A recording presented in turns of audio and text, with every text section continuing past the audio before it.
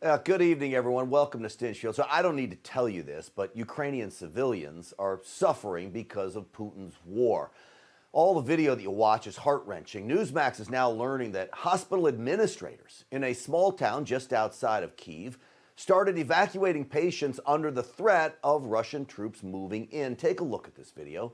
Patients literally walking across a destroyed kind of makeshift bridge there over the Irpin River in an attempt to get to medical personnel waiting on the other side. Most journalists would sit back and document the fear and the anxiety of a situation like this. Not our own Newsmax correspondent, Chuck Holton. He literally sprung into action to help rescue a man with no legs. That's Chuck there carrying that man across the bridge, across the river. There were no other volunteers to help. May I remind you, Chuck is a retired Army Ranger. For him, and I've known him a long time, saving people has always been just part of the job. Chuck Holton joins us live from Kyiv. He's been there for a while now. Chuck, welcome. Why don't you take me through what you saw there and why you had to spring into action like that? So there have been tens of thousands of civilians trying to get out of Irpin after that bridge you saw got taken out by an airstrike by the Russians. There's a lot of fighting going on in that area. Actually, just right on the edge of the top of that bridge above the river, there was a dead body laying there where a guy had been hit by a sniper, I think. These people were walking right by that to try to get across the river today. Thousands of people crossing the river, and there were some Ukrainian soldiers there trying to help them, but when they started evacuating the wounded out of the hospital in Irpin, there weren't enough people.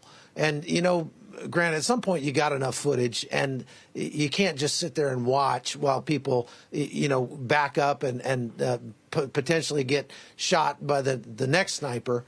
Actually, there were quite a few people who sprung into action. Our fixer, you know, went down and was helping an old lady across. I saw an AP correspondent carrying somebody. I mean, a bunch of people were trying to help because Chuck, I don't mean to cut you off, but I want to show the video. Chuck, I want to show the video of you carrying this man across the bridge. We need to show people this.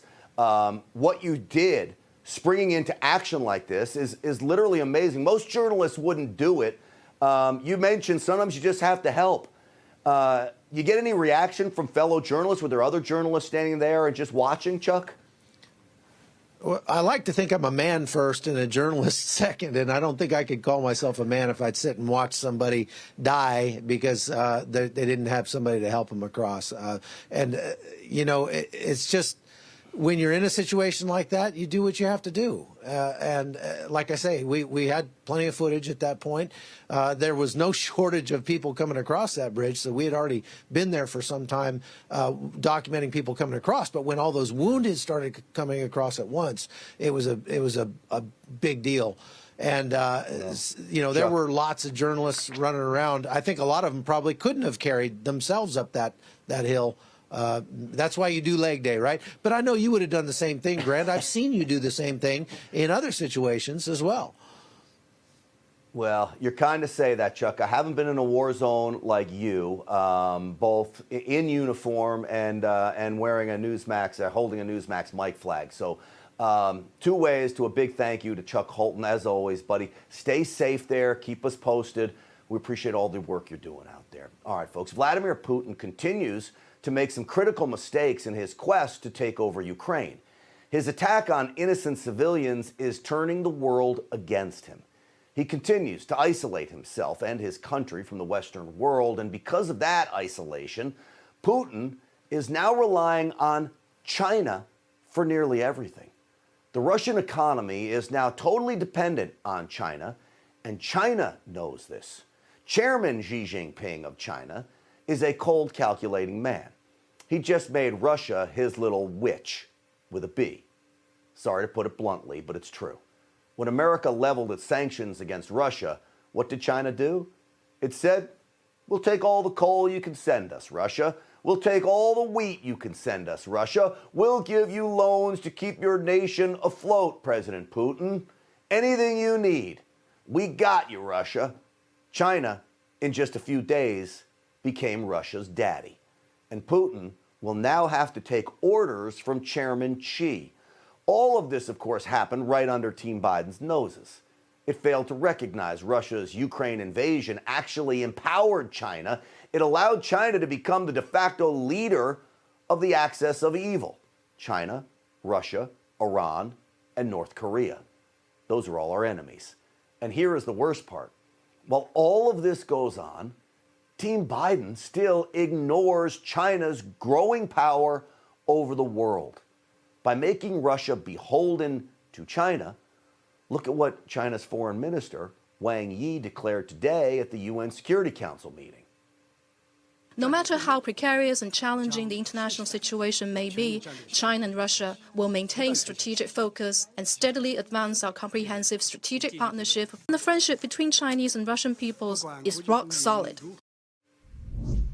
The relationship between China and Russia is rock solid, he says. You better believe it's rock solid as far as China is concerned. Does Putin know that he has put himself at such a disadvantage to China now?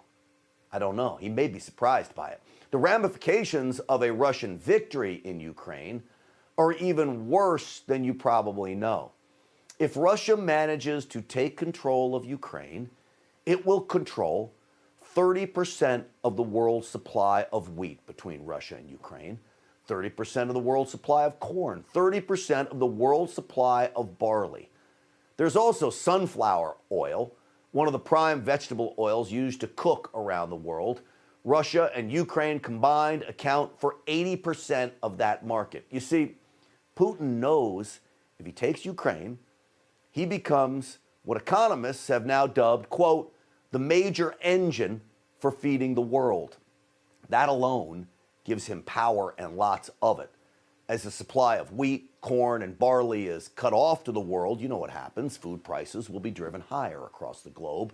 There will be people who starve. Consider this. 276 million people worldwide face a hunger crisis. 44 million of those people are, well, one Ukraine invasion away from a famine. And if China owns Russia, China, through Russia, controls the world.